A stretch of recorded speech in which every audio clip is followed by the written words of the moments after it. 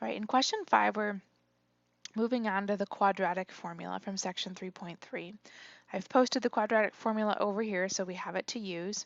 It's asking what are the zeros of the function represented by the quadratic expression 3r squared plus 4r plus 1. So it's asking me for the zeros. Okay, that's another word for solutions. We want to know what our variable is going to equal. So if I'm trying to find the zero, that means that this equation or this expression is actually being set equal to 0. I'm trying to solve for r. What does r tell me? It tells me the zeros of the graph, or where r equals, r passes through the x-intercept or the r-intercept in this case. So using my quadratic formula, I need to identify my parts. I need to identify my A, I need to identify my B, and my C. So we're looking at our standard form. Remember, standard form is ax squared plus bx plus c. So you can identify those parts by matching them up. The A matches with R3, the B matches with R4, and the C is our constant term, and that matches with R1. So now I can go ahead and take those values, I can pick them up and drop them into my formula. So I have negative b, or negative 4, plus or minus the square root of b squared, so b was 4, so 4 squared minus 4 times a, which was 3, times c, which is 1. And that's going to be all over 2 times a. My a was 3.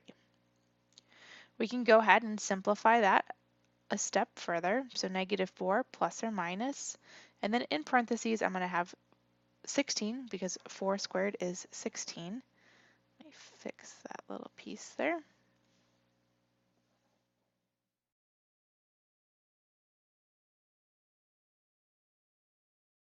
And then I have 4 times 3 times 1. It's a negative 4, so it's going to stay negative, negative 12, and then all over 2 times 3, which is 6. We can continue going, so I'm going to go ahead and bring my work up here.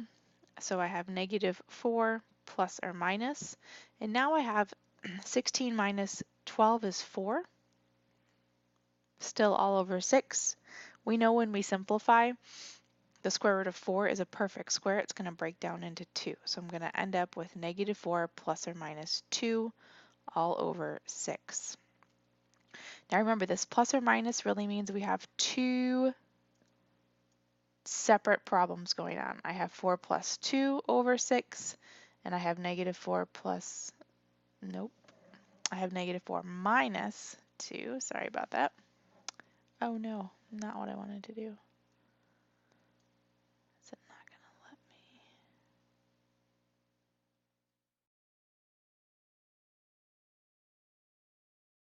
Let's see.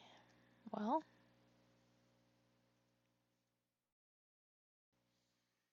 all right, I can't figure out how to erase that, so it's just going to be a giant minus sign. Negative 4 minus 2 all over 6, and then we just simplify those two. So negative 4 plus 2 is negative 2 over 6.